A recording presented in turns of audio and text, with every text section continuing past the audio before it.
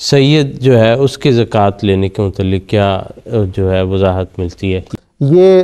تھوڑا سا لمبا سوال ہے، مختصر اس کا جواب یہ ہے کہ آن حضور صلی اللہ علیہ وسلم نے خود اس کو بالکل منع فرمایا۔ حضرت مسیح موعود علیہ السلام نے بھی فرمایا کہ حدیث میں فتویٰ یہی ہے کہ سید کو زکوٰۃ نہیں دینی چاہیے، بلکہ احادیث میں آتا ہے کہ حضرت امام حسن اور حضرت امام حسین صدقے کی کھجوریں گھر میں آن حضور صلی اللہ علیہ وسلم کے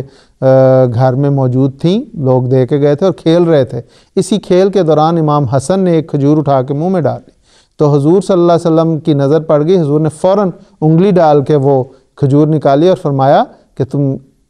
تو کیا تو جانتا نہیں کہ ہم زکوٰۃ نہیں کھاتے، ہم صدقے نہیں کھاتے؟ اور اس میں بہت بڑی حکمت یہ تھی کہ آن حضور صلی اللہ علیہ وسلم ان القاسم،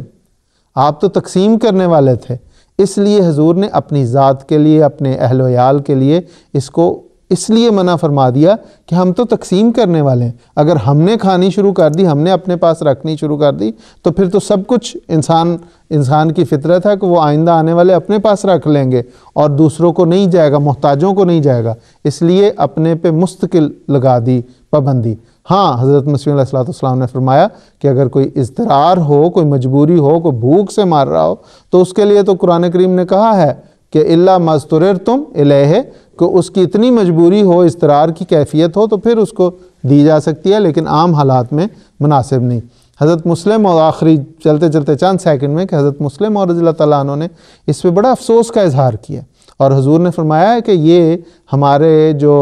اسلامی انحطاط کی ایک مثال ہے کہ سید کو کیوں زکوٰۃ کی ضرورت پڑے۔ ہمارا فرض بنتا ہے، نظام کا فرض بنتا ہے کہ اس کی ضروریات کا خیال رکھا جائے، اور زکوٰۃ سے نہیں بلکہ ویسے ہدیہ اور تحفے جو بھی اس کا حق بنتا ہے اس میں سے ادا کی جائے۔ تو یہ مضمون بھی ہمیں مد نظر۔ ٹھیک ہے، جزاکم اللہ خیر جزاک خان صاحب۔ اور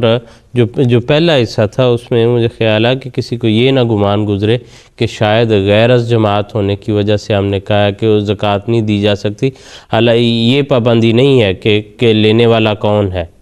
پابندی جو ہے وہ اس چیز کی ہے کہ وہ نظام کے تابع جانے چاہیے، اور وہ نظام جو ہے وہ سب پر خرچ کرتا ہے، اس میں کوئی تفریق اس طرح کی جو ہے وہ نہیں رکھی جاتی کہ مذہب و ملت کی جماعت کے ذریعے اللہ تعالیٰ کے فضل سے ساری دنیا میں انسانیت کی بہبود کے لیے کام ہو رہے ہیں، اور اس میں نہ کسی رنگ کا، نہ مذہب کا، کسی قوم کا، کسی خطے کی کوئی تفریق جو ہے وہ نہیں کی جاتی۔ جہاں ضرورت ہوتی ہے جماعت ان ساری جگہوں پر پہنچ کے اللہ تعالیٰ کے فضل سے وہ سارے کام کرتی ہے،